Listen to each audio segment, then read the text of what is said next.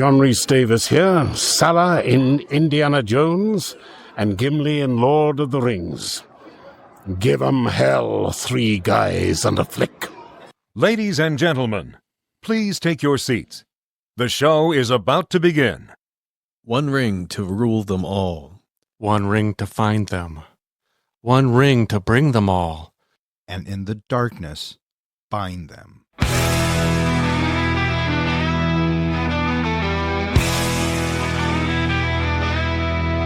Three guys and a flick with Duncan and John.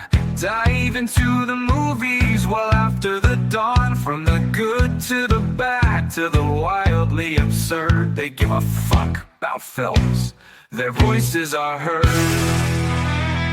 Welcome back. You are listening to Three Guys in a Flick. This is where we review the good, the bad, and the absurd.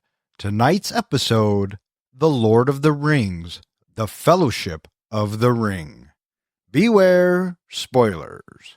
Coming to you from the Prancing Pony during the Third Age of Middle-earth, my name is Don. Hey, why is that guy in the corner staring at us? Ken, go tell him to fuck off, please. I'm on it. And to my right, we have the comic book guy, John. Howdy ho. And to my left, we have the professor, Ken. Hello, everybody. How you guys doing tonight? Pretty darn good. Yeah? I think in honor of this episode, we all should speak Elfish tonight. Or Elven. I would love to, but I don't think I can articulate it correct because, yeah, even with the captions on, I have a hard time speaking Elvish. I will ask you both, do you like my sword? My sword? Yeah, it's fantastic. It's a sword of the kings, so it's my sword. You get Sting. Oh, he thinks he's the king. Hey, Denethor, I'm going to need you to back up. Just a little bit, bud. Just a little bit. You know what? You can be Gandalf. How about that? I got kind of hairy feet, though. Maybe I should be Bilbo or Frodo. Hey, you are way too tall to be a hobbit. Oh, wait. I think I just painted myself into a corner. Tonight, we are talking about The Lord of the Rings, The Fellowship of the Ring, which comes to us via the Bronco helmet from a couple of our listeners, Ezra S. and Matthew O. Thanks for throwing that into the Bronco helmet, and we hope you enjoy the show. John, this was your pick. Why Fellowship of the Ring? Yeah, why not a musical? Why not a musical? Well, I thought after we just did probably one of the greatest movies of sci-fi, I want to do what I consider one of the greatest movies of fantasy. This is what Star Wars did for just sci-fi movies in general, of inspiring movies. I felt like Lord of the Rings took fantasy movies to a new level, and it showed what you could do taking a book version and actually bringing it to life in the movies without changing too much, straying from the original meaning and the purposes. I thought it was magic what Peter Jackson did with this movie. I'm also, and I've said this before, I'm also a big fan of mythology, so I love the universe that J.R.R. Tolkien created when he created Lord of the Rings, and it's inspired me actually just even watching these movies and reading the books to go and learn about his whole history and the world and the universe he has created in this. A big fan of it. Do you guys remember what you thought when you saw us in the theater? Were you slack-jawed and just like, what the fuck? Yes, completely. Mind blown. Yeah? Yeah, I was going into it thinking this has to be at least as good as those, 1970, 1980 animated versions. I am so glad that you brought that up because as soon as I got done watching Fellowship of the Ring, you know what I turned on? You didn't. I did. Did you? Yeah, and I got about halfway through it. It's amazing how many shot-for-shots there are from the animated to Peter Jackson's version. And I am one who have never read the books, and I will probably never read the books, but Tolkien must have put in some detail or described the universe, as you say, John, in such a way that whoever did the production design and drew the pictures, I mean, they got the same thing. Mm-hmm. That or Peter Jackson borrowed a lot from the animation. He said he was very inspired for a lot of the scenes, a lot of the shots. Released on December 19th, 2001, The Fellowship of the Ring was directed by Sir Peter Jackson. Screenplay by Fran Walsh, Philippa Boyens, and Peter Jackson. Based on the book The Fellowship of the Ring by J.R.R. Tolkien. Music by Howard Shore.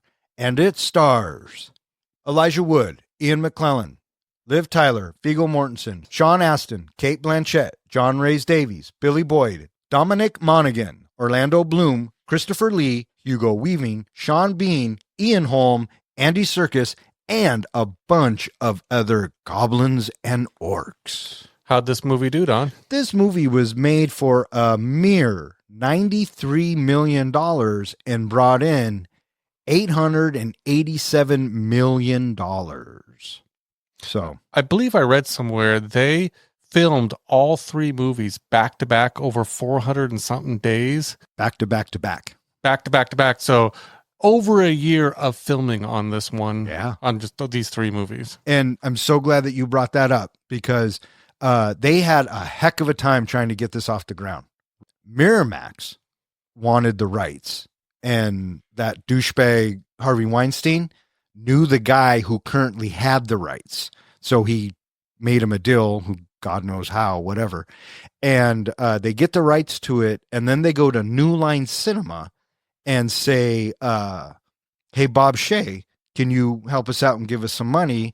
And he's like, who are you going to get to direct? Blah, blah, blah. And Miramax is like, we know this kid, Peter Jackson. And we know this kid because one of the producers for New Line, who produced Nightmare on Elm Street, gave Peter Jackson a chance to write a script for Nightmare 6. They didn't use it, which I thought it was a brilliant script. And we'll talk about it when we get to Nightmare 6. But anyway, he was on New Line's radar.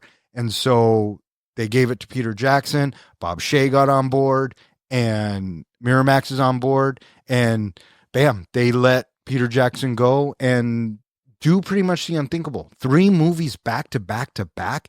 Never been done before. Never been done before. And they didn't even know if the first one was going to succeed. So that was a lot of money to put into 3 movies back to back to back. Which kind of makes sense because if you think about it, it is one story. And it could theoretically, I guess, be one movie. So, I mean, to break it up into 3 without knowing how it's going to hit, pretty ballsy. Have you watched the extended versions? Yes, I have seen the extended versions, and I've watched the appendices. Did you guys ever watch the appendices when it was out on Blu-ray or DVD? Probably. It's like 22 hours each movie of extra footage. Well, I think we should just watch the extended versions back to back for 11 hours. No bathroom breaks, no nothing. Just 11 hours of movies. If we were flying somewhere that took 11 hours to get to, I would be totally down. Mm-hmm. Yeah. But other than that, I can take or leave the extended versions. The theatrical versions for me are perfect the way they are. You know, I would say for the first one, definitely. Second one, I thought the extended versions, extended scenes were good. Really liked the extended versions also in the third version.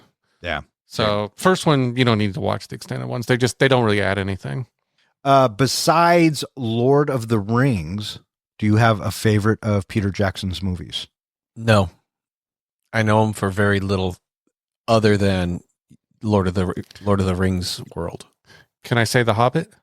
Sure. It's one of his movies. I would say that probably The Hobbit followed by The Frighteners. The Frighteners is great. Which is what he did right before this, or in 1996. Yeah. I would have to say I enjoyed Peter Jackson's take on King Kong. Yeah. I thought that was fun. And Andy Serkis being Kong and Weta Workshop or Weta Digital doing the effects. I mean, Weta is on par with ILM, I would say. I think Peter Jackson is a masterful storyteller. And I say that because this story, the Lord of the Rings story, I think cinematically is masterfully told. You know what I mean? Yeah. So Epic comes to mind. Yeah. From the opening shot, right? Yeah. It's beautiful. Yeah.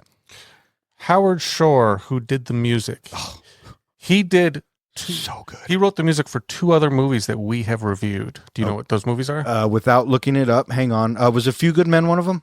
No. God, wasn't on my list. No. Yeah, it probably wasn't. Howard Shore did. I was really surprised by at least one of them. I didn't drill down and look all the way. I just looked at his recent stuff. What were they? One of them was Big. Oh, okay. The other one I was really surprised with. Nightmare on Elm Street 2. Dogma. Oh, yeah. He did the music for Dogma. Oh, wow. So he's worked with our favorite director, Kevin Smith. Absolutely. We love that guy. Kevin, we love you. What'd you guys think of the music? That was one of the things, again, people who've listened to the podcast know I'm usually not like thrilled with music. I'm not as much into music as you guys are. This music captures me in this, watching this series. It wouldn't, I think, be as good without the music of Howard Shore. Oh, it wouldn't be even half as good. Mm-mm. Yeah. It's as epic as the movie is. Yeah. What about you? Yeah, I had the CD of it, and I would listen to it regularly in the car just because it would take me back to those moments of the movie. And what I love about this score, and it actually carries throughout all three films, and listeners, we're going to try and not to reference the other two movies too much because we'll get there. But I just will say this. If you notice and you watch, every group of people, and that's probably the best way as I can describe it, have their own theme. Yep. The Ring has their own theme. The Fellowship, the Shire, The elves, Gondor, Rohan, Orcs. Mordor, all of them have their own theme, and they're so interwoven together perfectly that it just, like you said, John, the music is as epic as the movie is. What do you guys think of Elijah Wood? I think this whole cast was perfectly cast. You read about some of the other people they were thinking about for some of the other roles. And I mean, just like anything else, you kind of look at it and go, I can't imagine it. But in this instance, I wouldn't replace anybody in this cast. agreed. I think the four hobbits, Elijah, Sam, Merry and Pippin, Mm-hmm. their chemistry was so palpable. And just how they cared for each other and how they treated each other. I mean, you felt it. And then you go to the opposite side, right? Christopher Lee is Saruman. He originally wanted to be Gandalf. Yeah. He got Sauron. Yeah. It was fantastic. I think this movie is perfectly cast. Yeah, I guess Christopher Lee was a lifelong fan of Lord of the Rings. And really, I mean, he dreamed of playing Gandalf, but I thought he was perfect as Sauron. He was just so vicious and evil. Oh, he's such a dick in this movie. Yeah. Out of all of them, though, I will say my favorite character and probably my favorite actor in this is Aragorn. There's something about Viggo Mortensen's Aragorn that it's hopeful. Well, he exudes badass. He does. And he does it so easily. It's not like he looks like he's even trying. It's just that is him. It's natural, yeah. Mm-hmm. Yeah, he's fantastic in this. Who's your favorite? Probably Aragorn. I got to go with Aragorn as well. Yeah. It's And close because I love Gandalf, but how can you not? everybody right? loves Gandalf because he's that fun grandpa. Oh my gosh, yes. Did you know that Sean Connery was offered $10 million plus 15% of the trilogy's gross if he had taken the role as Gandalf? But he turned it down. That would have been $210 million if he had taken it. Well, I'm glad he did turn it down because I don't think he would be a good Gandalf. I think he would be Sean Connery in a beard. Well, he basically said the reason he turned it down was he just didn't understand it at all. Yeah, well, neither did Bob Shea, but he threw out half of $93 million. So what are you going to do? Viggo Mortensen was a last minute. They got Stuart Townsend to play Aragorn, and Peter Jackson watched some of the footage and goes, I'm not feeling it. He's too young. And Viggo's son at the time was reading Lord of the Rings or had read Lord of the Rings. He said, Dad, you got to fucking do this, dude. What the fuck are you thinking? And thank you, Viggo Mortensen's kid, because Aragorn forever in my head will be like one of my top 3 heroes of all time. I guess he is one of those kind of method actors that really gets into his role. Did you hear what he did, like sword-wise, to help him, stay in this role? He carried it with him everywhere he went, and he would get stopped by cops all the time because he's walking around with this fucking long sword. But God bless him. God bless him. What did you think of Magneto as our Gandalf? I don't think there could have been another person to play this. Gandalf is he's such a dynamic character, and I think that a lot of the conversations he has and just his presence and his whole being was phenomenal. What do you think, Gandalf? He was fantastic in this. His character is just so rich and vibrant. I think probably, he is unquestionably the unparalleled leader of the group. And when he is taken from the story, I remember feeling so crushed in the theater. Me too, because I'd never read the book, so I didn't know. And heartbreaking. Give them a moment for pity's sake. Yeah, So good. it was definitely heartbreaking, but unfortunately, I had read the books, so I knew what was going to happen. So I kind of had that little lesser blow knowing that he'd be back. But it was just the excitement of how are they going to bring him back? How are they going to show that in the movie? Yeah. And we'll get into it, as you said, when we talk about the next movies. But just the way they brought him back worked for me. Ugh.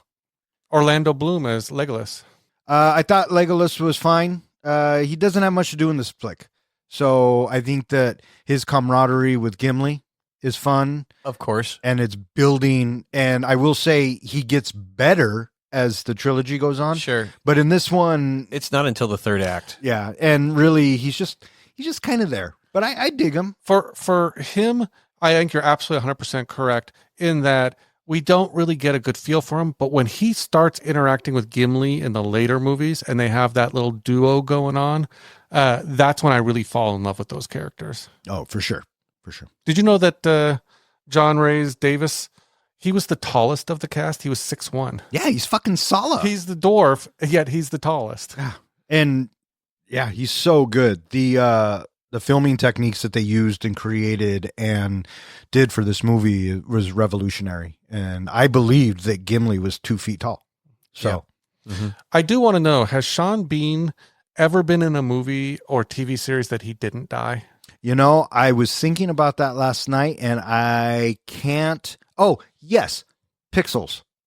I don't even remember him being in Pixels. He's one of the army guys in the UK. Okay. So, I mean, if that counts, I found one. But other than that, no, this dude's always dying. I mean, I'm thinking of like Game of Thrones and some of the other movies. It just never lasts very long. Yeah. One of the other castings that I was surprised about regarding Galadriel, I didn't know Lucy Lawless almost had the role. I know. Wouldn't that have been something? That would have been strange to see Xena in that role, but she was pregnant at the time, so she had to turn it down. Yeah. Well, lucky for us, Kate Blanchett said yes, and she is Galadriel. And yeah, I love me some Kate Blanchett. This movie is released in December, and I was surprised that it was released so late in the year, and the fact that it still made that year $208 million. It came in at number 5 for the top grossing movies for 2001. In 10 days? You know what I mean? It cranked. Or whatever, how many days that is. And then in 2002, it came in at number 3 with $262 million. And you put both of those together, that's $470 million, which means that it was a freaking titan in the 2000s.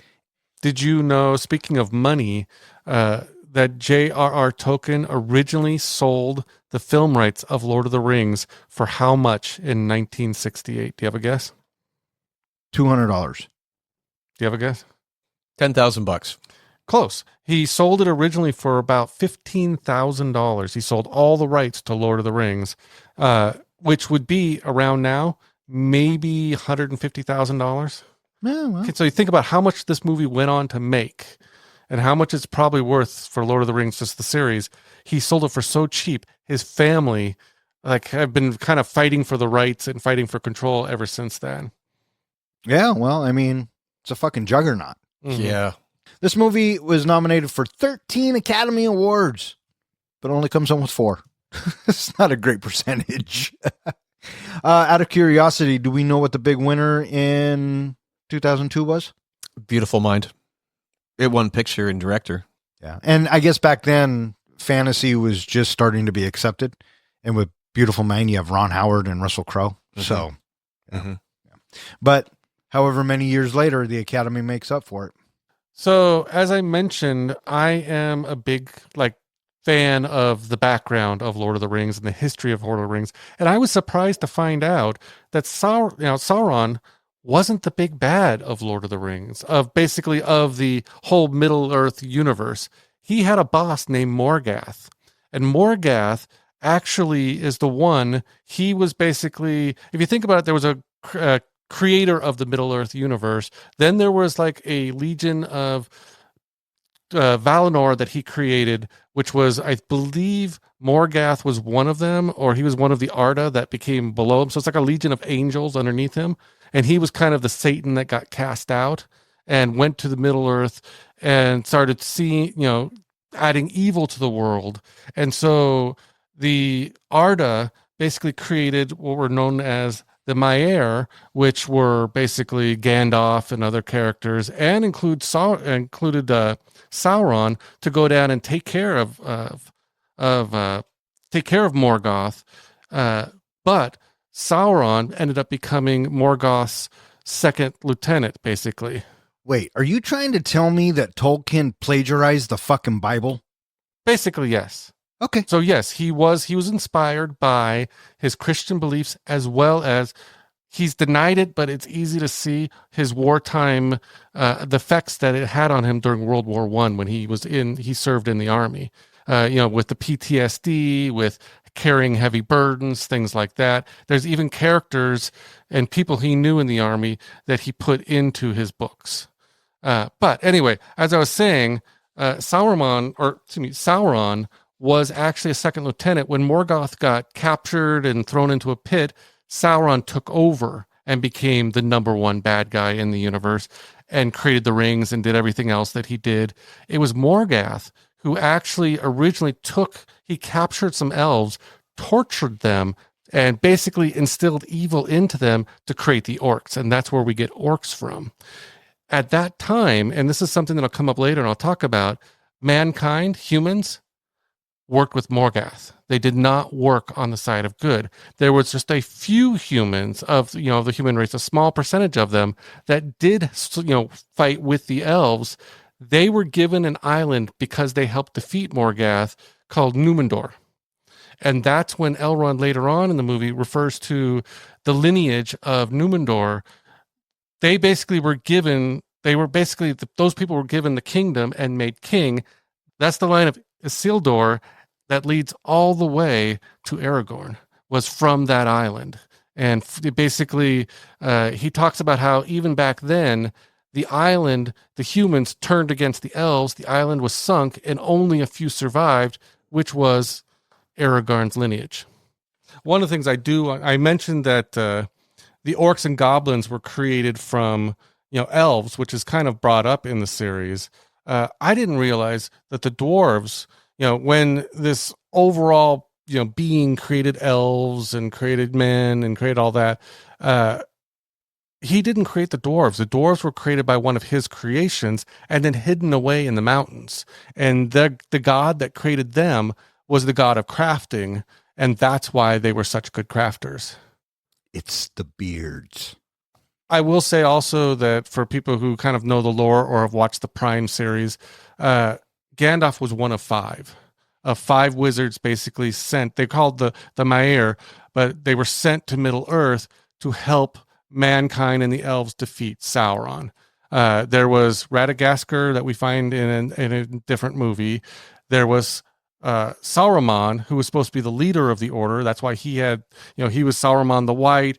He was probably the most powerful at the time of all of them. And then there was two other wizards, the Blue Wizards, who went off to the east and helped influence folks against Sauron and not to serve Sauron. We never get to hear about him because Tolkien died before he could write those stories. Yeah, well, there you go. So there you go. I could talk about this for hours. But if anybody in comments wants to, talk some Lord of the Rings with me and a little bit of Middle Earth history, happy to talk about it. Hey, Ken, is it trivia time? I think it is a great time for some trivia. Boy, I tell you what, it's like, this is a long movie. I should choose wisely. What do I want to have? And so I labored over this. How nitpicky do I want to be? How trivial do I want to be? Well, 34. It's the year it all went down with the Isildur. I already know with this test I am not going to pass. I'm going in. I feel like I'm the underdog, but we'll see how it plays out. I've got so much Lord of the Ring lore in my head that I can't remember the small details. Ah, all right. Well, don't say that you shall not pass.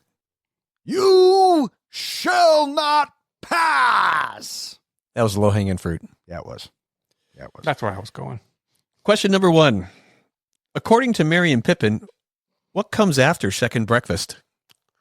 Elevensies. Lunch? Yes. Oh, what was- Question number 2. Besides Bilbo's old sword, Sting, that glows blue when orcs are close, what is Bilbo's second gift to Mithril. Tie. Question number 3.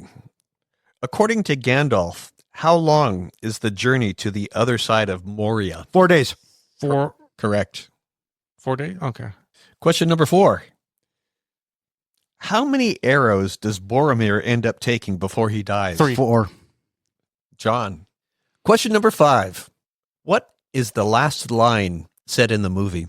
We just might. We just may. I love you, Sam. No and no. Again, hang on. The last one. I don't think we'll said- ever see him again. We just might, Mr. Frodo. We just might. And then they start walking. I'm glad you're here with me, Sam. Very close. Very close. Sam, I'm glad you're with me. Do I get partial credit? Well, you already edged out over John. Oh, he likes when I edge him. So, yes, this week the win goes to Don. Hey, I gotta compensate for something because I'm just tanking your fucking guesses or your ratings. So I gotta bring it up somewhere.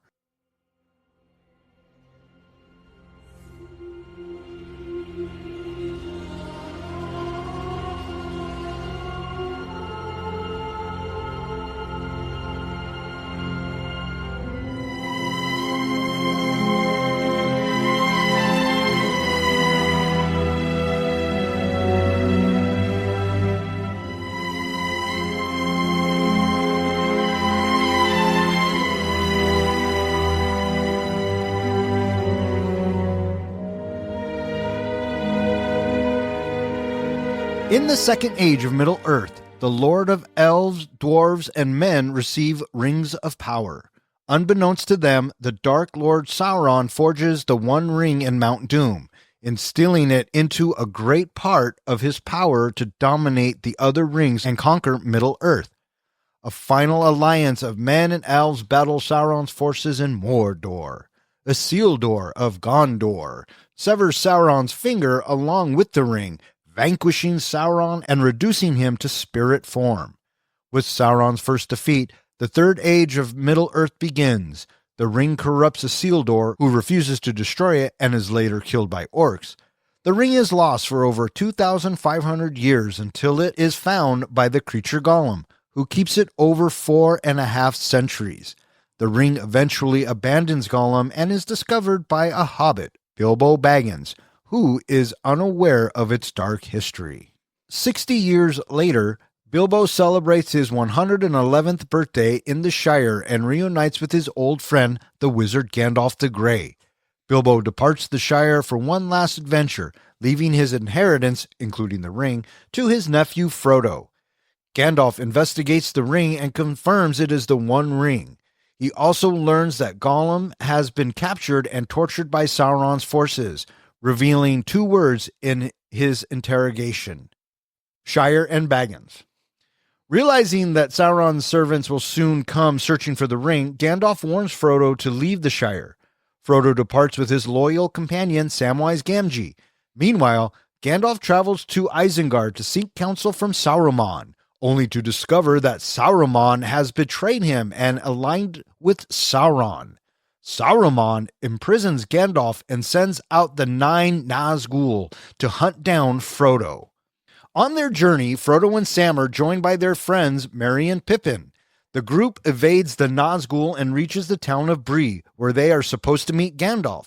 However, Gandalf never arrives, having been taken prisoner by Saruman. Instead, the hobbits are aided by a ranger named Strider, who promises to escort them to Rivendell. Along the way, they are ambushed by the Nazgul at Weathertop, where the Witch King stabs Frodo with the Morgul blade. Just before the wound consumes him, the elf maiden Arwen arrives, taking Frodo to Rivendell, where he is healed by the elves and reunited with Gandalf, who has escaped Isengard on the back of a great eagle. That night, Strider, whose true name is Aragorn, reaffirms his love for Arwen. So this movie opens up with the Lord of the Rings logo, that classic Howard Shore score, and we are given a history of what has happened thus far. They actually had several of the different actors read it and ended up going with Gladriel's. And I think that was an excellent choice because Cate Blanchett's soothing voice telling us the story while these epic images are showing us what's happening, I think moves us along very nicely. So from the opening shot, when we see the rings being forged, up until we get to the end of that bit, what stands out? One thing that I loved was during that big battle scene when Sauron showed up and just started taking out the armies with the swinging of his club. Yeah, and do you notice that every time he swings, there's just like this big bright light? Mm-hmm. I mean, he has so much power. Yeah, he's a bad motherfucker, that Sauron. What's up with Elrond? He's the only one out there without a helmet. I know. What is up with that? I like when they're telling the story and they're all lined up and the orcs are charging them, and then we see the elves with their swords. Yeah, that and was it's like cool. a dominoes. Yeah. Yeah, that was pretty fucking They're cool. just so disciplined and perfect. Yeah, they're the perfect soldier. I think it's a little convenient that the Isildur happened to cut off his hand, but if that's the way it's written, that's the way it's He written. got lucky. I mean, the You guy, think? he breaks his sword, and just so happens the sword is so sharp it can cut those fingers off. Yeah. And so we are told that Isildur defeats, or what we think defeats, Sauron, and we get this big poof of him going away, whatever. And in the narration, we're told that Isildur doesn't want to destroy the ring. He takes And- the ring for himself. Yeah. And in the meantime, or while he does that, he gets ambushed and killed, and the ring is lost until Gollum finds it. Mhm. And then Gollum loses it, and then we're shown Bilbo finding it. Right? What do you guys think of this whole prologue? Did it flow? Was it too long? Did you love it? No, I thought it worked. I agree. I mean, I would have loved, for me personally, I couldn't get enough of this movie. So I would have loved maybe a little bit more.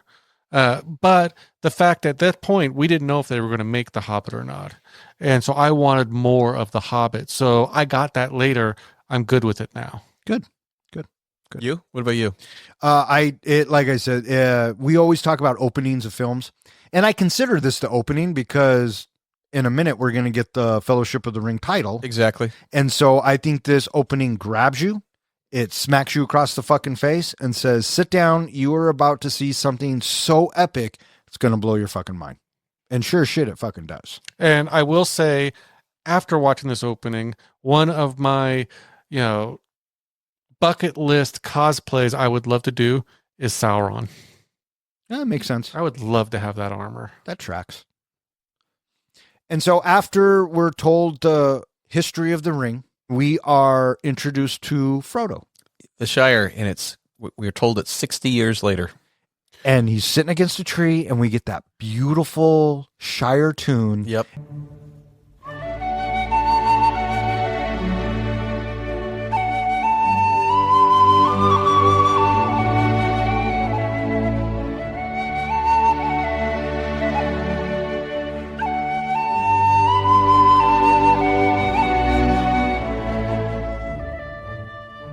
And it's so peaceful that it just makes me smile every time I see it. And then we are introduced to Gandalf, who's riding into town. Love their little tune that they play at this point. What did you think of the whole interaction between Gandalf and Frodo? I love in the beginning that it seems like, they're not getting along and it's just kind of joking around.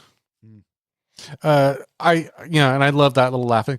I also appreciate the fact that they did something in this movie that hadn't really been done before. They were trying to figure out how, hobbits are supposed to be so small and humans being a lot bigger than them. They used forced perspective and things, and that had been done in other movies, but never really with a moving object, like sitting in the cart together. And so could you tell that they were basically, Elijah was sitting farther behind Gandalf? Frodo was sitting behind Gandalf and not next to him as the cart was moving. I can tell now that I know, Mhm. but when I didn't know, you're thinking, wow, how they fucking do it. Because it's seamless. So we get to see a little bit of life in the Shire, and it's so gentle and so happy there.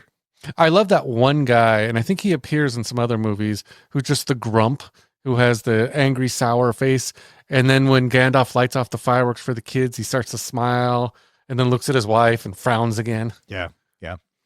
And now we are introduced to Bilbo, because that's who Gandalf was coming to see. And Bilbo, right off the bat, is kind of an old curmudgeon. I don't want any more well-wishers, party guests, or any fucking riffraff. And we're introduced to the whole relationship between... How about an old friend? Yeah, the whole relationship between Gandalf and Bilbo. And we know that they've been friends for a long time.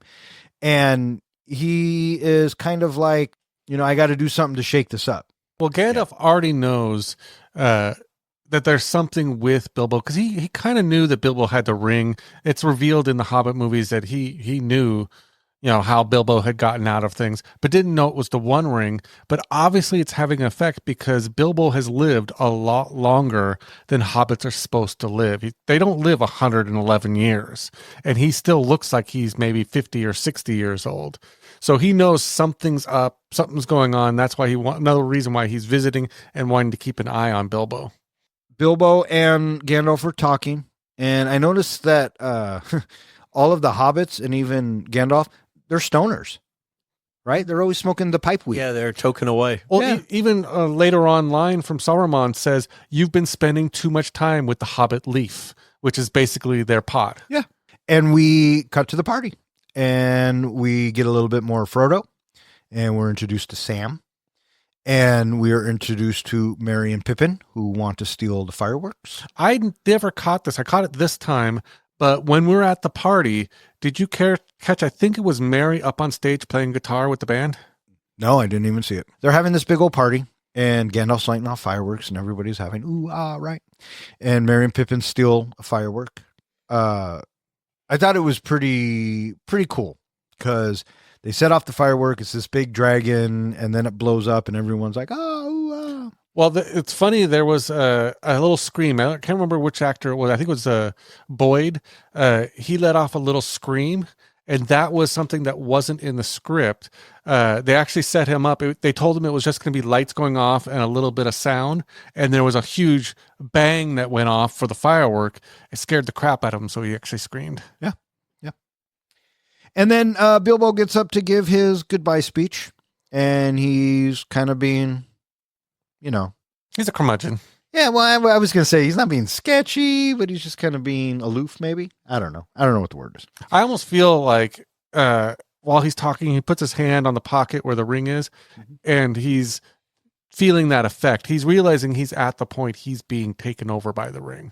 And he gets up there, does his speech, and he says, okay, I'm out, looks at Frodo and says goodbye, puts on the ring, disappears, and everybody freaks out. And he thinks he's so clever, right? You can hear him giggling as he's walking up and going back to the house. I love how Gandalf comes in the house and calls him out on his bullshit. Think you're so clever. Yeah. Gandalf says, what's with this ring, And Bilbo's like, yeah, it's my ring. It's my precious. And Gandalf says, precious. It's been called that before, but not by you. Right. So he's his suspicion, his spidey sense is going off a little bit. Mm-hmm. And Bilbo's getting ready to leave, won't put down the ring. Gandalf has to keep reminding him. Well, Bilbo even said, he goes, what'd you do with the ring? Oh, it's in the envelope. He's like, no, it's still in your pocket. Right. And he goes to leave, and he's right at the front door, and finally Gandalf goes, Bilbo, the fucking ring. And my favorite bit about this whole little interaction is when Bilbo drops the ring, the thud it makes. Yes. The sound design, so good. They actually did that with a magnet. Oh, that makes sense. They had a magnet in the floor, and it was supposed to represent how heavy the burden of the ring is that it doesn't bounce when it hits the floor. I love the moment when we have Gandalf confronting Bilbo, and he gets a little acrimonious with him, and he's like, Bilbo Baggins, do not take me as some conjurer of cheap tricks. The lighting that happens on the ceiling behind him. Yeah. So ominous. Well, yes. Everything just goes dark behind him. So good. And so Bilbo leaves, and we cut to Frodo coming in. Yeah, Frodo shows up. And I love how Gandalf's just sitting in the chair, smoking his weed, and he's talking to himself. He's trying to remember. He's trying to figure out, is this the fucking ring? What the fuck, right? And he has all these questions. And in the meantime, Frodo's like, Bilbo really fucking did it. I talked for so long, I didn't think he'd do it, And Gandalf reveals he's left you everything. Yeah, including this ring. And so Gandalf gets an envelope. Notice he never touches it. Yeah, because if he had touched it, he would have probably become the next Dark Lord. Yeah, maybe. And so they put it in the envelope, gives it to Frodo, and he tells it, keep it secret, keep it safe. And so Gandalf has to take off. He has to do his research, and he goes to Gondor. And this is the first time we see the White City, and he goes to the library. Consulting all those old texts. Right. And then he finds the story of the ring and how it was forged and everything. Right. And in that text, what really captures his attention is if you put it to fire, it should have Elvish writing on it. Yeah. And if it does, that means you're fucked. So now we're back at the Shire, and Gandalf, he checks the ring. What's his name? Frodo comes in from a drunken night of debauchery with Sam, and he notices that Bilbo's place has kind of been ransacked a little bit. It looks all kind of fucked up. And then out of nowhere, Gandalf comes out of the shadows and says, is it secret? Is it safe? Right? And I think this is one of my favorite scenes, because the dialogue between Gandalf and Frodo right here and the explanation of everything is so good. He tells him that there are a lot of magical rings in the universe, and we have to be sure if this is the one or not, so give it to me. I'm going to put it in the fire. Puts it in the fire, takes it out, gives it to Frodo, and this is the bit that I'm really talking about. We're focused on Gandalf, and he asks him, do you see any markings? And Gandalf's walking toward camera, and he says, no, not at all. And then you see like a moment, just a split moment of relief on Gandalf's face, like, oh, fuck, thank God, right? And then... oh, wait. And then it goes to sheer terror or fear. I almost feel like his fear isn't just that they have found the One Ring. It's that he knows he's about to fuck up Frodo's life. And so they go through this dialogue, and he tells him that it's the One Ring, and... that Sauron's back. And I looked for days for the creature Gollum, but I couldn't find him. The enemy found him first, and they got 2 words. And I like how Frodo says, Shire, Baggins. But that would lead them here. This is where Frodo tries to give Gandalf the ring. He says, take it. I don't fucking want to take it. Mm-hmm. And Gandalf, very adamant, do not offer this to me, because you have to understand, I would take it in the sense of wanting to do good. But through me, you'd all be fucked. Right. So Gandalf can't take it. And then I love this line. He says, but it can't stay here. And Gandalf's like, no, it can't. And then Frodo, being the fucking trooper that he is, what must I do? And Gandalf comes up with a plan. He says, you go to the Prancing Pony and Bree. I'm going to go check in with the head of my order, and we'll meet in the middle, and we'll figure it all out. But in the meantime, there's a noise outside. He's listening. I love this bit with Sam. Samwise Gamgee is probably my second or third favorite character. He does have a lot of fun lines. He's like, what did you hear? I heard nothing. Nothing about a ring and the Dark Lord, about the end of the world. Yeah. And Gandalf tasks Sam to stay with Frodo. He makes him make a promise. Right. And so we cut to them walking toward the borders. This is where they're going to split up. And I think this is where the movie does, and what Peter Jackson does so masterfully, is he's telling us these 2 stories that are congruent with each other, and he cuts in and out so well. And so Gandalf makes off for Isengard. And I love the parting advice that Gandalf gives him. Remember, Frodo, the ring wants to be found. It's looking for its master. Yeah.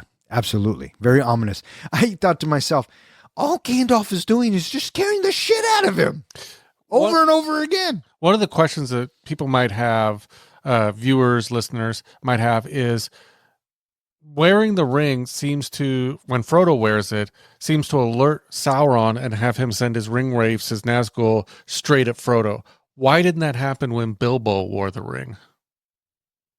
I don't know. It's because Sauron wasn't fully awake at that time. It was this 60 years later that now Sauron is awake, and that's what's actually awakened the ring and caused the ring now to try to pull people towards Sauron. Well, that's convenient. Yeah, that's something that comes up in the book. Yeah. Well, I was wondering that as well. There you go. So.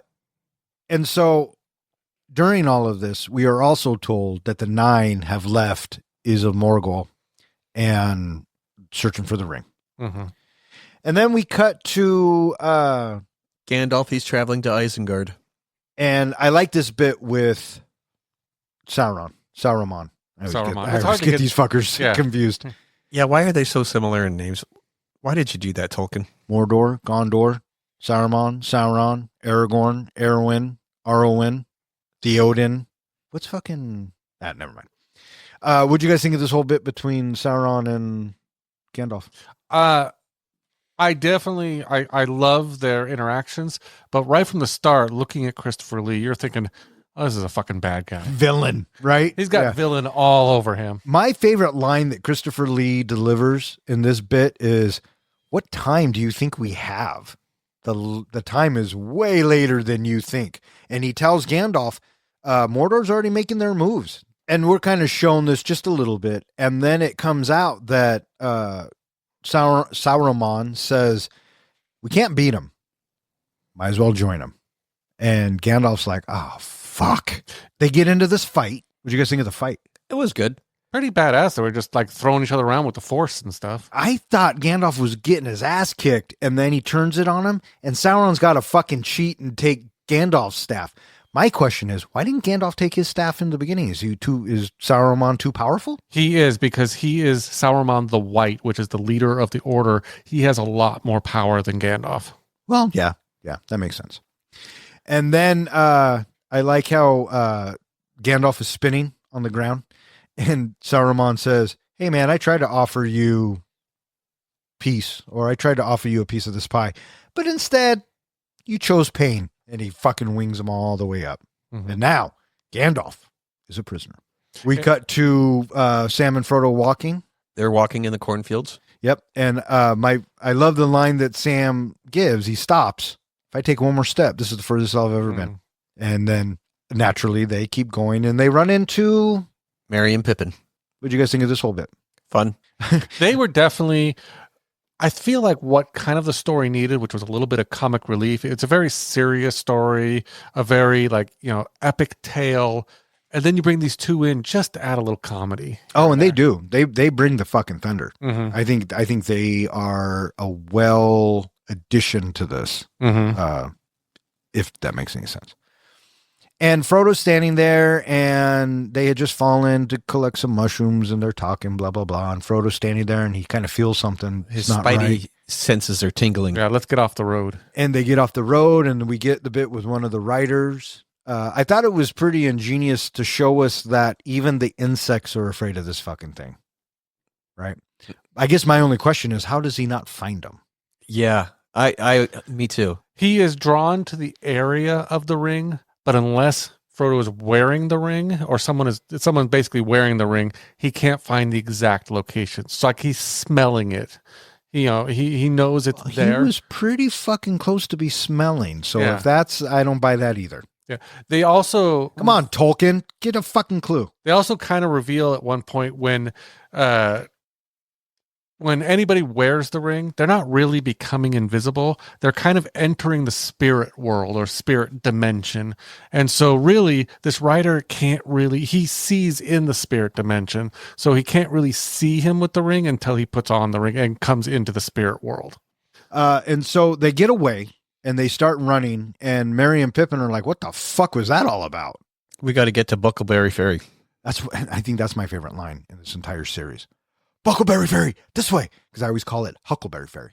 Yeah. Anyways, they run and they're getting chased by the riders and they escape. They make it to this bridge. Barely escape. And so they make their way to Bree and we briefly get a cut back to Gandalf sitting on top of the tower. But what I like about this shot is that we start in from the ground, go up, and we get the ethereal music, and Gandalf sees a little moth, whispers to it, and then it flies away, and then the camera dips over the tower, and then we get that.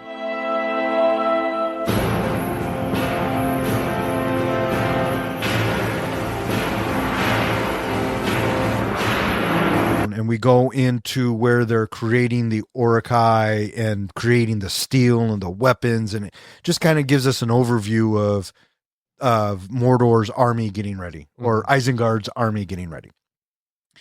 And then we cut back to the hobbits coming to Bree. They come into town, and this is where we get Peter Jackson's first cameo. Well, I like when they get to the door and the guy's like, why the fuck are you here? And they say something, and he's like, okay, it's fine. Okay, you can come on. It's my job to ask questions after dark, right? Mm-hmm. Yeah. And so they go into the Prancing Pony, and they ask for Gandalf, and the guy's like, fuck, I haven't seen Gandalf in like 6 months. Yeah, guy in a pointy hat, haven't seen him. And they're fucking tripping, right? And they're like, what the fuck do we do now? And of what the fuck do you do now? You sit and have a pint. And Mary, he starts going on about Frodo at the bar. And Frodo's like, what the fuck, dude? They also notice the guy staring at them. Folks around him call him Strider. He's a ranger from the north. And after Pippin starts blabbing, or after, is it Mary? No, after Pippin starts blabbing his mouth, Frodo rushes to stop him. And this is another perfectly shot scene. The ring going up into the air. He slips in the ring. Yep. This scene always kind of bothered me how coincidentally it landed on his finger, but then I thought the ring has its own kind of life force. It has its own power. Sauron's in the ring. He could probably make it go onto his finger like that. Oh, that's exactly what I thought. I thought the ring wants to be found. Mm-hmm. And so in order for it to be found, it has to be worn. And if his finger or little digits are in the air, fucking nail it, right? And so he goes into the spirit world, or whatever it is that it is, and we see it for the first time. And then he sees the eye. Yep. He sees the eye of Sauron, and he says, I see you. It's more important to say, not only does he see the eye is seeing him for the first time. Yeah, I mean, they see each other. Yeah. How about that? And he manages to get the ring off, and then we're introduced to Strider, who picks him up, carries him away. And I love this dialogue. Yeah, you draw far too much attention to yourself, Mr. Underhill. Frodo's tripping, right? He doesn't know who the fuck this guy is. And he says, I carry nothing. And Aragorn's like, yeah, no shit, you don't carry nothing, right? And the line of, are you afraid? Frodo says, yes. And Aragorn says, not nearly enough. I know what fucking hunts you. It's a chilling line. I fucking love it. I love how, when Frodo put on the ring, it alerted the Nazgul, and it was coming straight for the town. And I love how he knocks down the door, and the poor door guy gets crushed. Oh, right. But the way that that next scene happens, the petrified bartender as the Nazgul walk by. Yeah, everybody's just petrified. But I'm thinking more of the scene that always gets me, and is kind of an oh fuck moment, is when the Nazgul starts stabbing in the beds. Yeah, that's a wonderful deception that we get, that the hobbits are in danger. Yes. And I love how Sam bursts in, and he's going to take on Aragorn. And Aragorn's like, you have a stout heart, little dude. But that's not going to save you. And so, yeah, they pulled a switcheroony, and Frodo was told, you can't wait for Gandalf anymore. We got to go. Where are we going to go? We're going to Rivendell.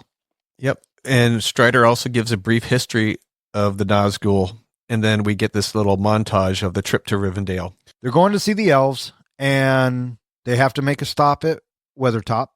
And this is where the ring wraiths find them. Well, why do they find them? Well, because they're hobbits. They're fucking hungry, man. They got to eat. Yeah, and of course, they light a fire, which pisses off Frodo, who comes and kicks out the fire. Did you catch? I think it was Merry or Pippin that said it. You got ash on my potato. Tomato. Oh, yeah. Tomato. It was Pippin. Pippin, okay. Yeah. So the ring wraiths descend upon them. And they are cornering them. I love the ominous music as they're getting surrounded. Uh-huh.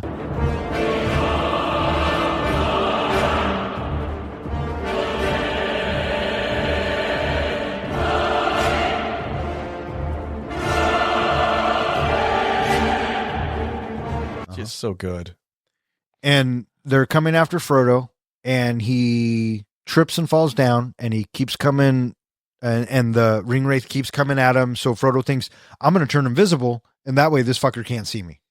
Right. What do you think of the effect of going from seeing them as the ring wraiths to now seeing them as the king? Yeah, well, it puts it all into place for you, right? Mhm. We know that these are the 9 kings, and we also know that it doesn't matter that you put it on. These agents of evil can see you because they're tied to the ring. Mhm. And this is where Frodo gets stabbed with a Morgul blade. Mm-hmm. And as he's getting stabbed and dying, Aragorn comes in, takes care of business. He lights them all on fire. I love the bit where there's one left and he turns his head and then he throws the torch. Yeah. That's so good. Yeah. He was badass. This there. is where we really get to see just how badass he is, right, for the first time. Yeah. Because these are the nastiest creatures probably in Middle Earth, and he fucks them all up. And so Frodo's hurt. They got to get him to Rivendell, but it's 6 days away. and they're tripping out, and Frodo's slowly slipping into the shadow world, and Sam and Aragorn are looking for King's Foil. It's a weed to slow the poison, and we are introduced to Arwen. And she says, let me take him. I'm the fastest rider. And Sam's like, no, you can't let her take her. But she does. Speed is the key. And they take off.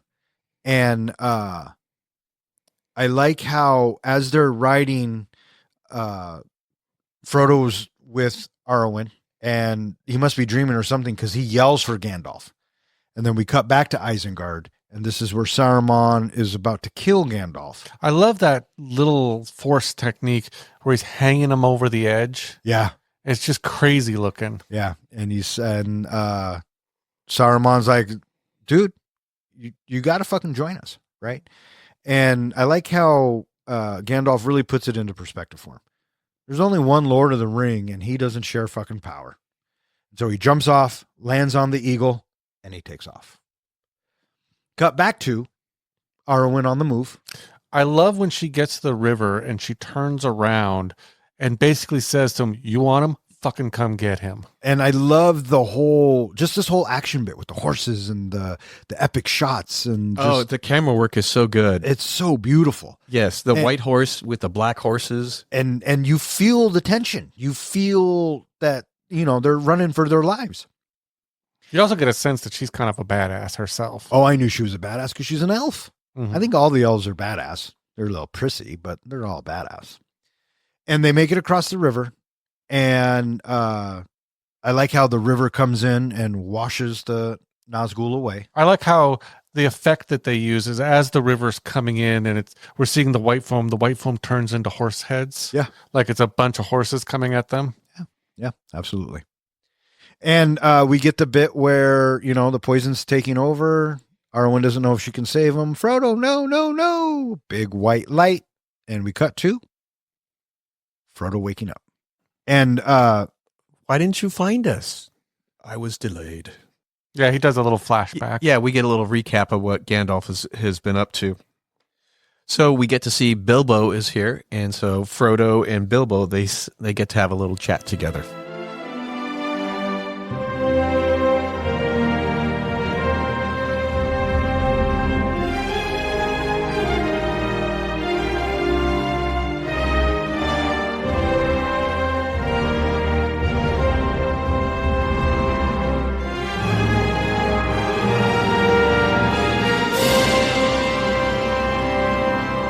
in Rivendell, Lord Elrond gathers a council of elves, men, and dwarves to determine the ring's fate. It is decided that the ring must be destroyed in the fires of Mount Doom. Frodo volunteers for the task, and a company of 9 is formed to aid him. Gandalf, Sam, Merry, Pippin, the elf Legolas, the dwarf Gimli, Boromir of Gondor, and Aragorn, who is revealed to be the heir of Isildur and the rightful king of Gondor. Before they leave, Bilbo gifts Frodo the sword Sting and a mithril chainmail shirt. The Fellowship sets off for Mordor, but is forced to change course due to Saruman's magic, which blocks their way over the mountains. They take the perilous path through the mines of Moria, where Gandalf informs Frodo that Gollum, having escaped Sauron's dungeon, is following them, seeking to reclaim the ring. In the depths of Moria, the Fellowship finds that the dwarves who once lived there have been slaughtered. As they try to escape, they are attacked by orcs and a cave troll. They barely survive the battle, only to be confronted by Durin's Bane, a Balrog that resides in the mines. The Fellowship flees, but Gandalf remains behind to hold off the beast. He casts it into an abyss, but in its final moments, the Balrog drags Gandalf down with it. The Fellowship, devastated by their loss, presses on to the forest of Lothlorien. In Lothlorien, they are received by the elf queen Galadriel, who warns Frodo that only he can complete the quest and that one of the Fellowship may try and take the ring. She shows him a vision of the future in which Sauron enslaves Middle-earth, including the Shire. Meanwhile, Saruman builds an army of Uruk-hai in Isengard and sends them to find and destroy the Fellowship. So what do you think of this big secret council meeting? I mean, they had to come up with a plan, right? And Elrond's the wisest and Gandalf's the second wisest. And so you would think that, they would have a way to destroy this, but they really don't. And so what they do is they invite elves, dwarves, and men to come in. And Elrond's like, this isn't going to fucking work, dude. We tried this already. And men fucking failed. Yeah, he And basically says, none of these people can carry the ring. And Gandalf knows in his head there is one who could carry the ring, who's resisted it longer than anybody else, which Bilbo was a good example of. He resisted it for 60 years. and Gandalf says, you got to put your faith in men again. And you never know. This Right. is also where we get the flashback to what actually happened after Isildur, basically after he cut off the ring, he went to Mount Doom and was standing there about to destroy the ring. Elrond was basically saying, do it, go ahead and fucking do it. And he decides, no, I'm going to keep it. Yeah. And he tells Gandalf, I was there when the fucking will of men failed. Yeah, they could have just ended that movie right there. That's right. And so they're at the council. They're trying to decide what to do with it. Gimli tries to fucking destroy it, but it doesn't fucking work. Great camera work when they're all bickering and we see the reflection Yeah. of the bickering on the ring. And Frodo's sitting there and he's like, fuck me. All right, I'll fucking do it. Yeah, he has to say it like 3 times before they hear him. Yeah. And then I love Gandalf's reaction. Absolutely. This is one of the best nonverbal acting, I think, in the movie, was his expression of pride and sadness, deep sadness that now he knows Frodo is basically taking this on and it had to be this way, but he hates this for Frodo. Yeah. He felt bad for it. You could just So see it that's why all. he says, you know what? As long as this burden is yours to carry, I'm with you. And then immediately Aragorn's like, if my life or by my death I can protect you, I will. Mm-hmm. You have my sword. And my axe. And my bow. You carry the fate of us all, little one. But if this is the will of the council, Gondor will see it done. And then I love... Did you ever at any point really trust Boromir? No, not until the end. I really thought this fucker just wants the ring. Yeah. And we were right. Mm-hmm. And then Sam, Merry, and Pippin come out. And they're like, Frodo's not going anywhere without us. Well, I love how Sam first comes out and he says, not without me. And he's like, well, you even show up to a secret meeting that you weren't invited to. Right. And then Merry and Pippin come out and they say, well, we're going too. Elrond dubs them the Fellowship of the Ring. And one of the last lines we get in this scene is, what are we doing? Bilbo and Frodo, they have a quick little chat. This is where he gets the sword and the mithril. And then from there... Is it also where we get that Bilbo would like to hold the ring one more time? One last time. Yeah. And But Frodo says no. He turns into this monster and he resists it. And so the 9 set out from Rivendell. And montage of lots of walking. And this is where the walking begins. And that majestic music that's played. That's the Fellowship theme. I kept feeling like the way, they run to the crows and they have to keep, it felt like they were going off in one direction. Ah, fuck, we can't go this way. They turn around and go another direction. Ah, fuck, we can't go this way. Now we're going to go this way. Oh, fuck. I like the bit where they're chilling on the rock and Merry and Pippin are training.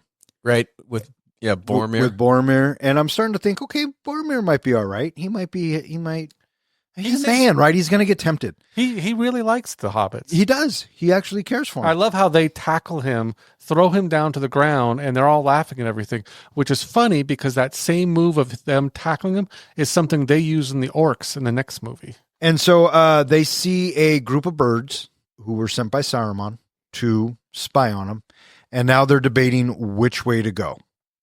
And you can either go through the Gap of Rohan, you can go over the Misty Mountains, or you can go to the Mines of Moria. And Gandalf is like, fucking don't choose the Mines of Moria. He's like, fuck that. He said, Gimli, I wouldn't go through the Mines of Moria if I didn't. I'm not going to fucking do that. And so they go, we're going to cross this fucking mountain. And more walking. Now in the fucking snow. When they're walking in the snow, we get a moment where Frodo has the ring dropped, and Boromir is tempted by the ring at this moment. My favorite bit in this is when Aragorn's standing behind Frodo, and you notice he's grabbing his sword because shit may go down. Yep. Right. Saruman and Gandalf are having a force conversation, and he tells Gandalf, I know why you don't want to go to Moria. I know what's in there. And at the same time, he's trying to bring down the mountain. And so now they have to fucking get out of there. So their way is blocked, and they got to turn around, and Gandalf is really not wanting to go through these mines. Doesn't he let Frodo choose? He makes Frodo fucking decide. He says, let the ring bearer decide. And Gimli's kind of been talking this up, right? I mean, we're going to be with the dwarves. You're going to have a hot meal, blah, blah, blah. You're going to get some meat. And Frodo says, we'll go through the mines. And so we also get a wonderful montage of Isengard at this time, and the music and the sweeping shot that happens where Saruman, he's working, to thwart Gandalf's journey up the mountain at this time. But I really love when we get to see the progress that's being made in these long sweeping shots. Yeah. So beautiful. Absolutely. And so they go to the mines, and they can't get in. And it's a riddle, which is funny. It's a riddle on the door. Speak the Elven word for friend. Yeah, speak the word of friend and blah, blah, blah, and all this. And it's appropriate that Frodo's the one that figures it out, because remember Bilbo in The Hobbit loved riddles so much. Okay. So maybe it's just in that family line that they're good with riddles. Maybe. I just took it as, why didn't the fuck Gandalf didn't know it? He was going through all his history and lore. I know. I mean, I think he was overthinking it. Yeah, exactly. He didn't realize at first that it was just a riddle. Yeah. And there's this small little bit. It's really tiny, but I love the way Aragorn plays this. Merry's throwing rocks into the water. Right. And he stops him and he says, oh, dude, don't disturb what's in there. Right. Which is setting us up for something dreadful. Yeah. So they get the door open. They walk in. Gimli's on fucking cloud 9. Right. So I start seeing some dead bodies. Ugh, I know. And let's get out of here. But as they're trying to leave, naturally, there's this tentacle creature that comes out and forces them to go through the mines. What'd you guys think of the mine bit? I love the pullback shot that we get when we first start walking, and then we just see just how vast the mines are. Yeah, I agree. And Gandalf gives everybody a warning, says it's 4 days to the other side. So let us hope that we go unnoticed. Mm-hmm. When they finally get to the room where we find that Gimli's cousin is dead in that big tomb looking thing. Before we get to that, we get to the three passageways, and Gandalf, he's momentarily, I don't remember being here. And he doesn't necessarily know which way to proceed. And this is where we get Frodo spotting Gollum for the first time. Yes. And this is actually a really big scene, because Frodo's like, oh man, Bilbo should have killed that fucker. And Gandalf's like, no, he spared his life. Gollum has a part to play in this fucking story, whether good or bad. We just don't know it yet. So Bilbo not killing Gollum may have saved the world. May have. So I love the camera work that we get on Gandalf when he is talking to Frodo. It's a really tight shot, and Gandalf, he just looks so wise, and it's just this beautiful, intimate camera shot. And listening to the gentleness of his voice, and Gandalf just looks super wise. And I think it's during this time that he gives one of the best lines, out of Gandalf in general. All we have to decide is what to do with the time that's given to us. Yeah, and it's going to come back around. And so Gandalf finally remembers the way, because the air isn't as foul this way, and they make their way through the mines. And then this is where Gimli discovers the Tomb of Balin.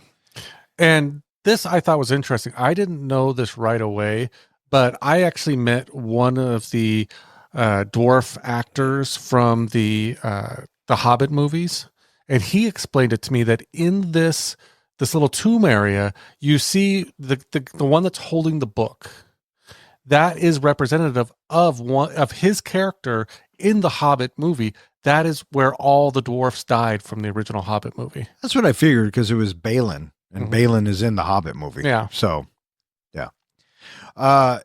They find out they're all died. They took a record of it, and then marry Pippin, and then Pippin wants to be inquisitive. This is one, I think, of the funniest scenes, or the funniest fuck-ups of Pippin, is when he knocks over the little piece or whatever, little armor into the thing, and then takes the whole suit of armor, and it's like dunk, dunk, dunk, dunk, dunk, dunk. And then the chain. Yeah, and you hear a little pause, and then it keeps going. You keep seeing Pippin going, ah, shit, ah, shit, ah, shit. I'm so fucking annoyed. You know what? You just rang the fucking dinner bell, dickhead. And I love Gandalf's reaction to the whole thing. Throw yourself down there next time. Kind of harsh. And so you have Boromir. He investigates outside, and he gets those arrows right next to his head. I love his next line. They have a cave troll. So good. So just nonchalant about it. Nonchalant. Like, God damn it. I like Gimli basically says, bring it the fuck on. Oh, he's pissed, right? He wants to kill all these motherfuckers. Yeah. And so we get like the first real battle sequence. And what a battle it is. It's fucking great. It's shot beautifully. It's paced really well. You can see Legolas being a badass. You can see Gimli and Boromir and Aragorn being a badass. And the hobbits even get in on it too a little bit. Sam's using his frying pan. But my favorite move is when Legolas jumps on top of the cave troll and takes the 2 arrows. Totally. And goes right down. It should have fucking killed him. Doesn't, but it should have. But it was a great move. Great move. Badass. And so they narrowly escape. And as they're running, you can see all the orcs and goblins and whatever creatures are in there chasing them, and they're coming from all sides, and then they get surrounded. Love the orcs that come down from the ceiling. Yeah, so good. You see them. Little spider walk. Yeah, coming down the columns. Absolutely. So and then good. they hear that roar. And I love that roar. I love this bit because the sound design for it is so good. Apparently they used a cinder block and drug it across something to give the Balrog that bass. Like when he opens his mouth and he roars, it's a cinder block being dragged across something. And so the Balrog scares all the other creatures away, and the fellow's like, oh, fuck. And so they start taking off. And I like this bit with the stairs. They say, we got to get to that bridge. Yes. That bridge reminded me a lot of The Last Crusade. But anyways, they get to the stairs, and I like this bit because it's so harrowing. And the music is so good here.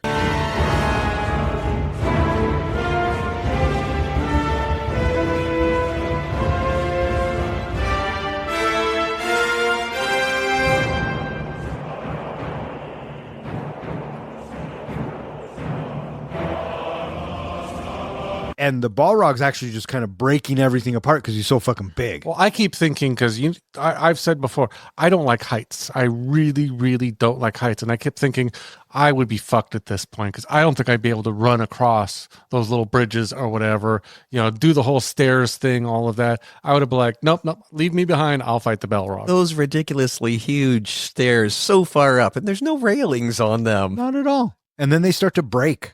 And then they have to jump from one to the other. And it was very tense. And so they're running and they get across the bridge. And this bit breaks my heart. The Balrog's coming across the bridge. Everyone else is making their way up the stairs, trying to get out of there. And Gandalf sacrifices himself to save the Fellowship. And so that iconic line that when you hear it, you know what it's fucking from. You shall not pass. And motherfucker didn't pass. you almost think Gandalf has won for a second when the Balrog starts falling down. Brief second. The Yeah. brief second, and then you see that whip come up and just grab him by the leg. And then you're like, oh, man. Yeah. And Gandalf's the man. and then his line. Fly, you fools. They fucking take off. And- And then Frodo's reaction. Frodo just loses it. Yeah. They make it outside and they're just fucking devastated. Crushed. And even Aragorn's like, oh, fuck, man, we got to go, right? By nightfall, this place is going to be crawling with orcs. But it's Boromir that basically says, give them some fucking time. I love that bit. I love it because it shows Boromir cares. And then we get to Lothlorien, and this is the bit that really drags for me. I think this bit, I understand why it's there, but it really slows us down. And after the first time I saw this movie, this is the bit where I get up and go pee. So this whole scene is built up a lot more of its purpose in the book than it is in the movie, because there was a lot more to it. In Galadriel giving them a history, Galadriel giving them gifts, and really kind of reigniting the passion within Frodo to keep going. Because at this point, he even says he's ready to hand over the ring to her. If she asks for it, he would give it to her just to be done with this. right. Gladriel, she when she chats with Frodo, she lets him know what's at stake here and what he needs to do. And I really like when she tells him that, this task was appointed to you, and if you do not find a way, no one will. Meanwhile, back in Isengard, we have Sauron. He tells us, do you know how the orcs first came into being? And then with that, we get this little, montage of the orcs, with the white face. The white hands of Sauron. Yeah. Sauron did it again. And so he sends out, he says, go find him. One of the halflings have something of great value. Bring them to me alive and unspoiled. I always thought that was a nice line. Yeah. But you can eat man flesh. And I love that sweeping shot that we get showing the Orc army leaving Isengard. They're running up the ramp. Yep. And so the fellowship gets ready to leave. They set off in those boats.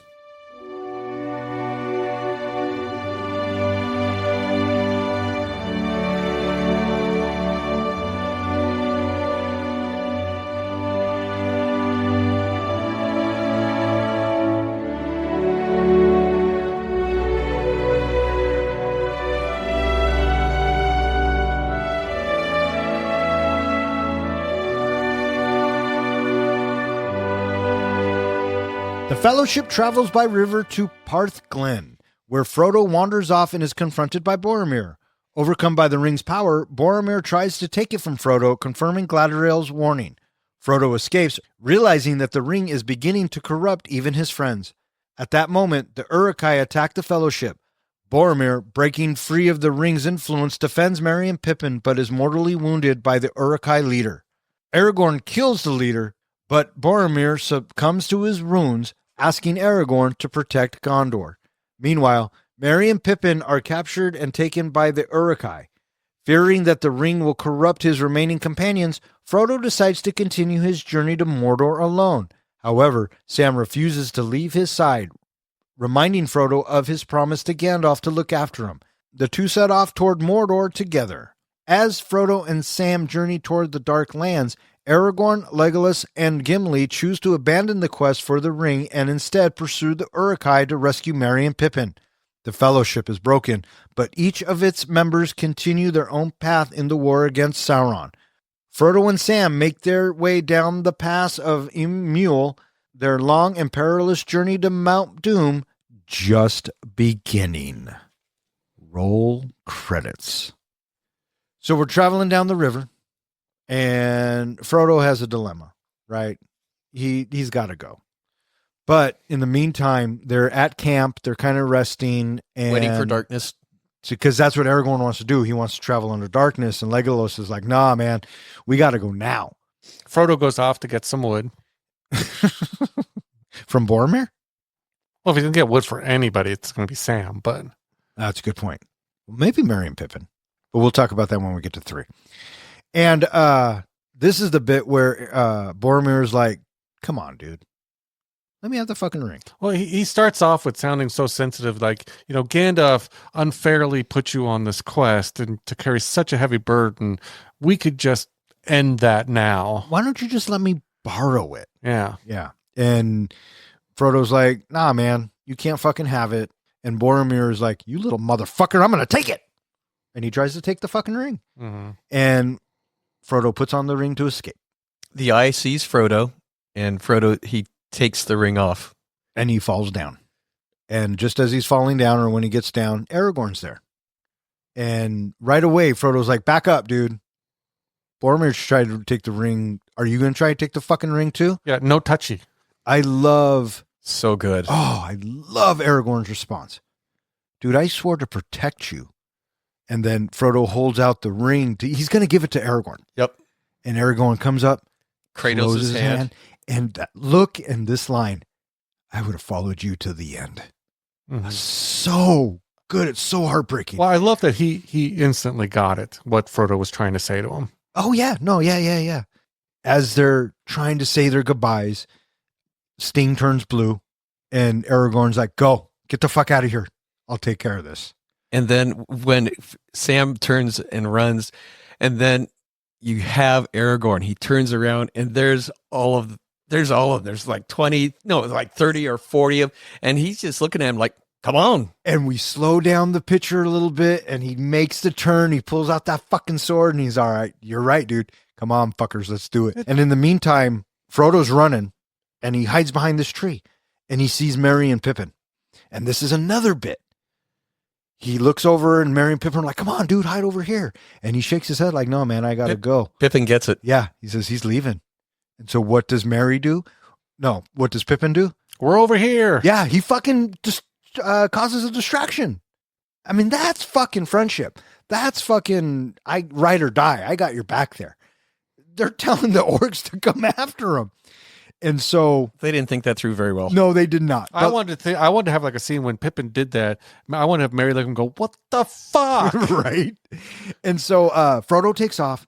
Merry and Pippin are about to get killed. Well, they kind of try to fight a little bit. They do, but this orc is coming up like a bastard, and he's going to fucking brain him, which he's not listening to Saruman. Unspoiled, right? Mm-hmm. Alive and unspoiled. Right. And anyways, Boromir comes in, dun, dun, dun, dun. redeems himself. This was, we talk about badass scenes. Every time Boromir took an arrow and then got the fuck back up. Oh, he's the fuck. That you talk about tears in your eyes. That was something that was really hard for me to watch because he's fucked, but he's going to give it all he can. Badass. And then we cut back to Aragorn still whooping ass, and now Gimli and Mr. Badass himself. Gimli and Legolas are joining the fun. Oh my gosh. Love watching Legolas go with the arrows. His first arrow, he sticks it through the eye, takes the same arrow, uses a bow, kills 2 orcs with 1 arrow. He's the fucking man, right? And it only gets better throughout the trilogy. And then we hear the Horn of Gondor. Yep. Where Boromir's asking for help. But it's too much. He gets overrun. And then that big looking motherfucker, Lutz or whatever. Well, this is the again, when I talk about the heartbreak for Boromir, is the moment he realized he can't do anymore. And, he basically just falls to his knees as Merry and Pippin are grabbed. Mm-hmm. And just that look of I failed in his eyes. Totally. And so this big orc is lining his shot up. I love it how the other orcs, they just stream past Boromir. They just leave him there. Yeah, they got their price. They got the halflings, which they think is who they're supposed to get. You are so dead. You're not even worth the time. That's right. So they take off. And I'm thinking, oh, is Boromir going to get one right between the eyes? No. Aragorn comes in and saves him. And I like this fight because it's quick and it's to the point. We've already gone through the mines. We've 2.5 hours into this fucking flick. Let's wrap this up, right? Ultimately, Aragorn decapitates this motherfucker, and he goes to Boromir's aid, and like we mentioned before, tears every single fucking time. Yep. I love the lines that Boromir gives. He tells Aragorn, I tried to take the ring, man. I'm so sorry. I tried to take the fucking ring. And he goes, I'm depressed because we're going to watch the White City fall and we failed our people, or I failed the people, blah, blah, blah. And Aragorn says, I don't know what kind of strength I have in my blood, but I promise you, I will not let the White City fall. And he's got tears coming down, and that gives Boromir such hope. This is such a beautifully written scene. And he says, I would have followed you, right? We gave you shit in the beginning and blah, blah, blah, but my brother, my captain, my king. And he dies. And what Aragorn does next is just so Aragorn, right? Closes his eyes and he says, "Be at peace, son of Gondor." Kisses him on the forehead. Says goodbye. There's one more thing that if you blink, you'll miss it. But there's a big thing he does for Boromir. Gives him his knife, gives him his sword. No, he takes Boromir's arm guards. Oh, yeah. And he puts it on his own arms. When he's getting ready. If you watch the rest of the movies, and even the scene where Arwen is given a vision of the future of Aragorn dead, he's still wearing those arm guards that he took from Boromir. Yeah, I noticed that when at the next scene when they're gearing up, he's tying them. Yep. I'm like, oh, those were fucking Boromir's. He's the man. Now we cut to Frodo sitting on the shore, and he's having this dilemma, this debate. And I love this scene. It's a callback to when they're in the Mines of Moria. He's lost. He doesn't have Gandalf. Doesn't know what to do. He knows he's got to leave. And he's sitting there thinking, and we go back to the conversation and goes where he says, "I wish none of this happened." Kind of does the Force Ghost thing. A little bit. And I don't know if this is a memory or if Gandalf's really talking to him, but you know what? I don't fucking care because it plays. And I love this. This is another kind of teary moment for me, is when Frodo gets in the boat and he takes off, and Sam's running after him. He's like, not "Mr. having any Frodo, of it." Mr. Frodo. And Frodo goes, I'm going to Mordor alone. "Of course you are. And I'm coming with you." That's right. And then, Frodo almost lets Sam drown, but he doesn't. And when Sam's in the boat and he says, I made a promise. Don't you leave him, Samwise Gamgee. And I don't mean to. They hug it out and they take off. And then we cut back to Our trio. and Gimli's like, "Fuck, we failed, man." And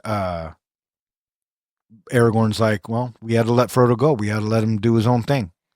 And they're kind of like, "Oh, that's fucked up." But then Aragorn says what I'm thinking this whole time. We will not let Merry and Pippin suffer and die. All right. Travel light.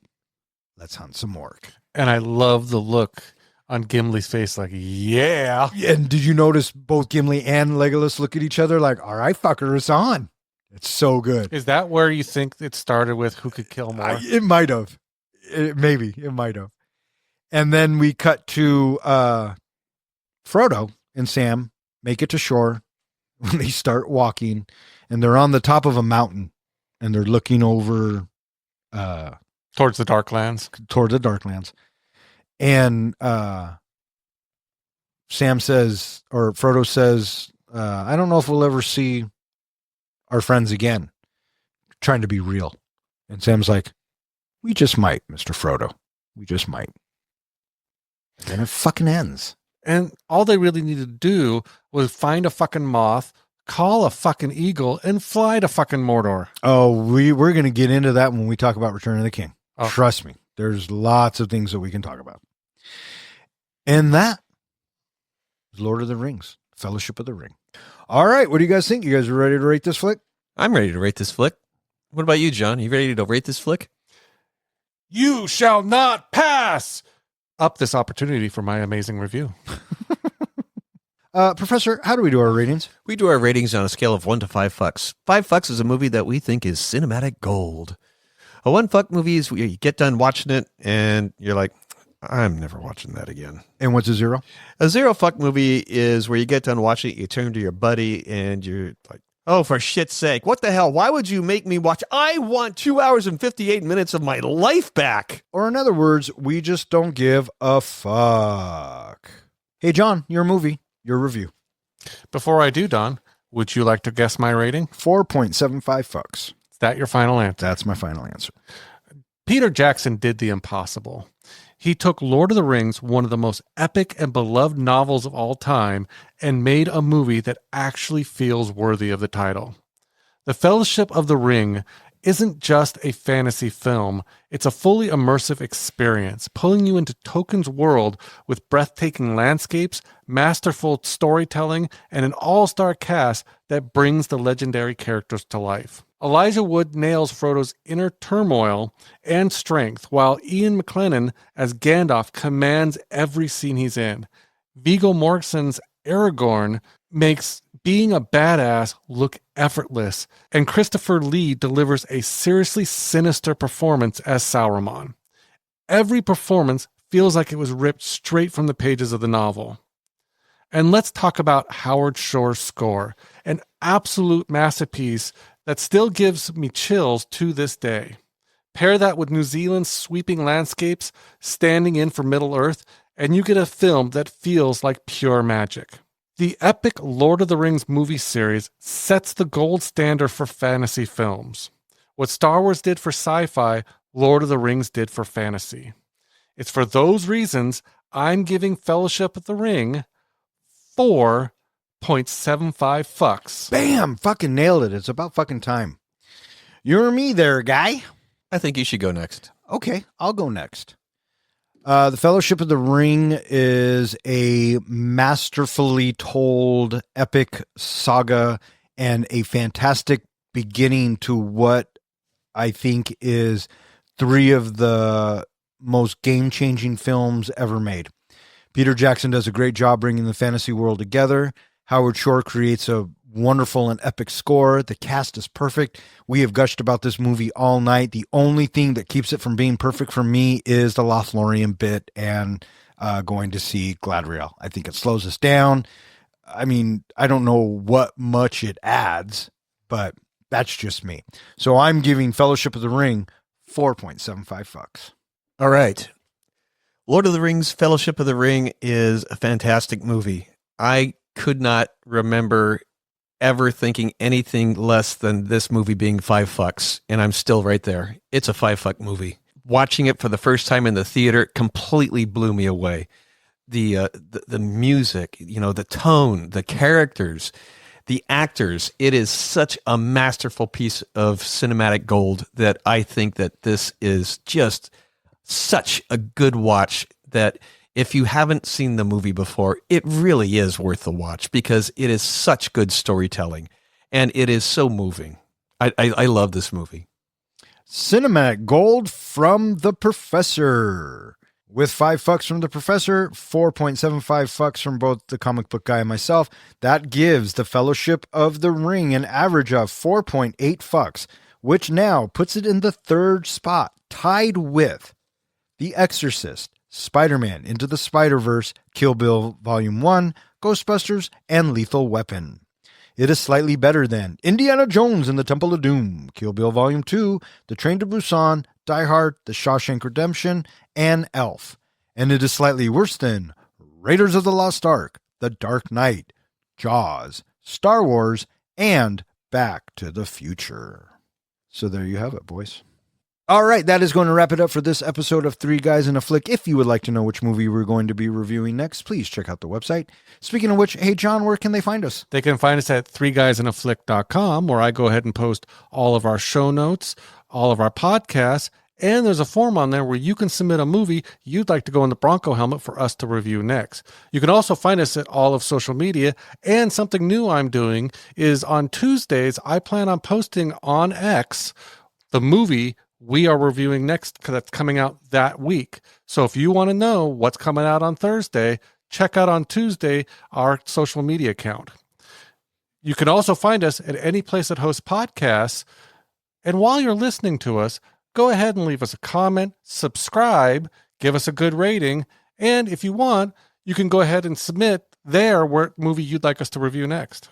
All right. I just want to thank Ezra S. and Matthew O. for throwing this into the Bronco helmet. Please keep in mind that the Two Towers and the Return of the King are still in there. So we will cross that bridge when we get to it. All right. I also want to thank anyone who listens and who has suggested a movie. If you keep listening, we'll keep recording. For Three Guys in a Flick, I'm Don. I'm John. And I'm Ken. Thanks for listening. Three guys with some rights, yeah, got into the flicks. We're here for the real talk, no time for the tricks. Dawn as the captain, steering us right. Kid drops now to shedding light. John with the comics, bringing the hype. From the good, the bad, to the absurd. We break it down, make sure you heard. Passion for the screen, we ride or die about movies. You know we always give a fuck, no lie.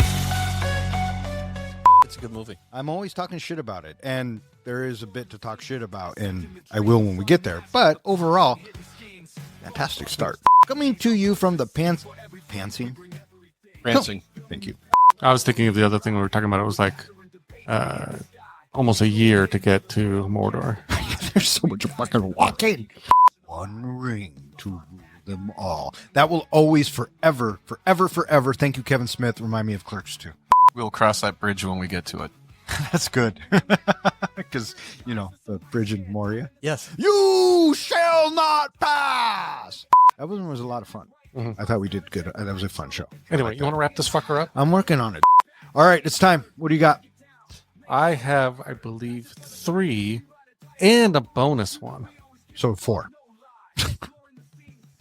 All right, I'll give you mine. Lord of the Rings, Fellowship of the Cockring. Not bad.